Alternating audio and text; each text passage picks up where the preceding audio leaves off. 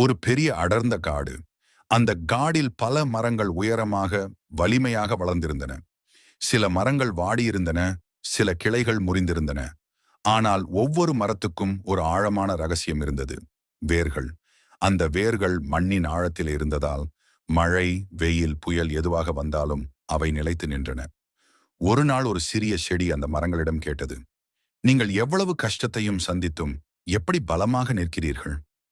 பழைய மரம் புன்னகையுடன் பதிலளித்தது, நாங்கள் புயலை தவிர்க்க முயற்சிப்பதில்லை. தேவன் நமக்கு கொடுத்த மண்ணில் வேர்களை ஆழமாக பதிக்கிறோம். அதனால்தான் நாங்கள் விழவில்லை. அதே போல நம் வாழ்க்கையும் ஒரு காட்டை போன்றது.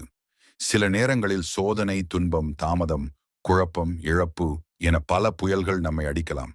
ஆனால் நாம் நம் வேர்களை தேவனில் ஆழமாக பதித்தால் நாம் தள்ளாடினாலும் விழமாட்டோம்.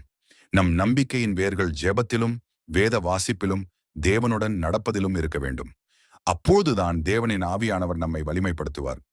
ஒரு காடு வானத்தை நோக்கி வளர்கிறது, அது வேர்களின் வலிமையால் தான்.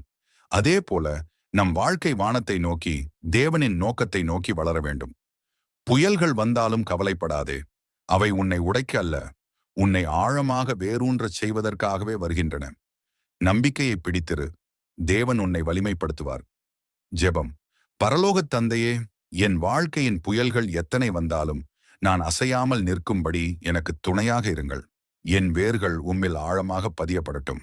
என் நம்பிக்கையை உறுதியாக்கி, என் மனதை அமைதியாக்கி, உம்மை நோக்கி வளரும்படி வழிநடத்தும். உங்கள் வார்த்தை என் வேராக, உங்கள் கிருபை என் நீராக, உங்கள் அன்பு என் ஒளியாக இருக்கட்டும்.